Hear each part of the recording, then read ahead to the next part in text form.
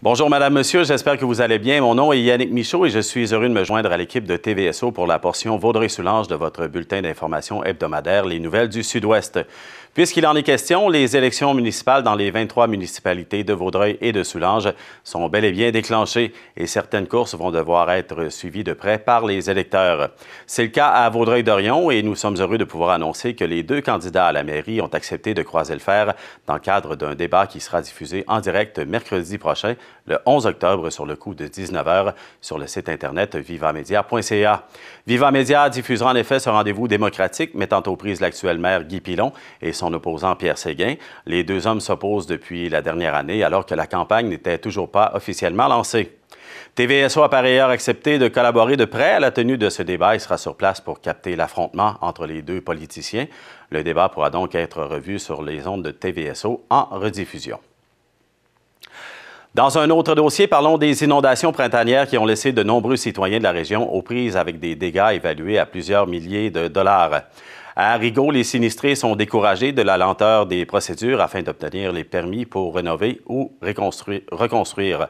Lueur d'espoir toutefois, alors qu'une première résidence a obtenu le feu vert pour des travaux qui ont eu lieu la semaine dernière. Voici ce que mes collègues Stéphanie Lacroix et Guillaume de Chantal ont préparé.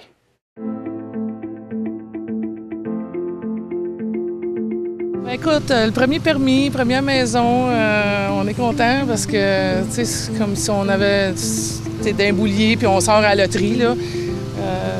Je suis contente, gars. Je veux juste que ça finisse aussi, là. On est fatigué, c'est long.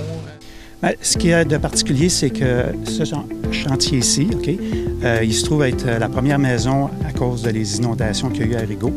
La première maison qui est levée avec tous les permis nécessaires par Donna Laplante. Et puis, il y en a plusieurs d'autres qui vont suivre aussi.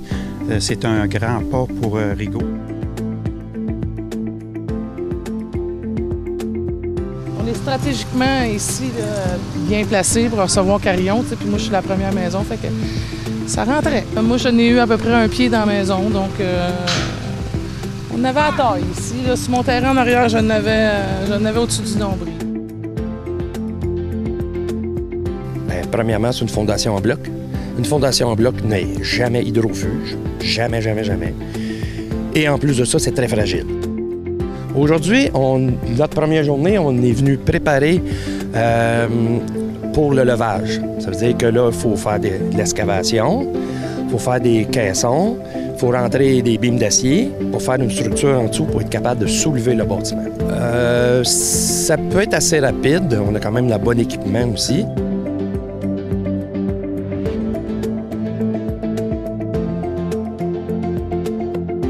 On a une grande fierté, vu qu'on est les premiers qui font les travaux de levage de maisons, les fondations, tout ça.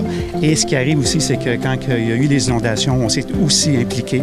On est venu avec nos camions, on a ramassé le sable. Fait que c'est une grande fierté pour nos employés.